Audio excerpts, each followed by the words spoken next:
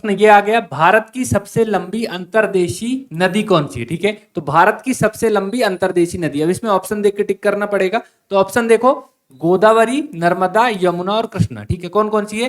गोदावरी, नर्मदा, यमुना और कृष्णा। ठीक है, अब गोदावरी की लंबाई पहले देखो कितनी है, 1465। ठीक है, 1465, 1464। ठीक है, नर्मदा की कितनी है, 1312 किलोमीटर में।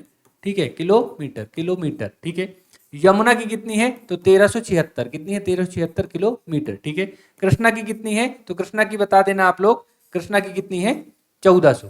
कृष्णा की कितनी है, 1400 किलोमीटर। ठीक है, तो ये आपकी टोटल नदियां हो गई। अब इनमें आप देख के बता दो कि सबसे लंबी अंतर्देशीय नदी कौन सी होगी, तो इनके हिसाब से ये होगी गोदावरी। ठीक है, गोदावरी नदी भारत की सबसे लंबी अंतर्देशीय नदी हो जाएगी। आपकी लंबाई आपको सबको याद रहनी चाहिए। ठीक है, तो जब लंबाई याद है, गोदावरी सबसे लंबी नदी हो गई, तो ये कहां से निकलती है, त्र्यंबकेश्वर पहाड़ी, त्र्यंबकेश्वर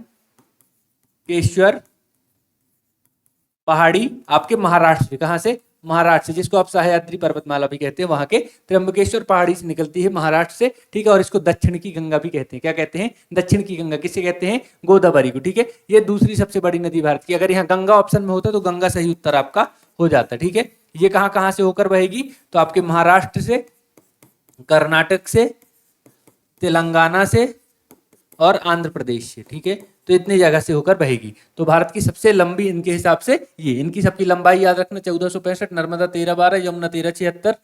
ठीक है, यमुना 1376 है, 1376, 1317 नहीं। ठीक है, और कृष्णा 1400 किलोमीटर। ठीक है, तो ये आपके फैक्ट है।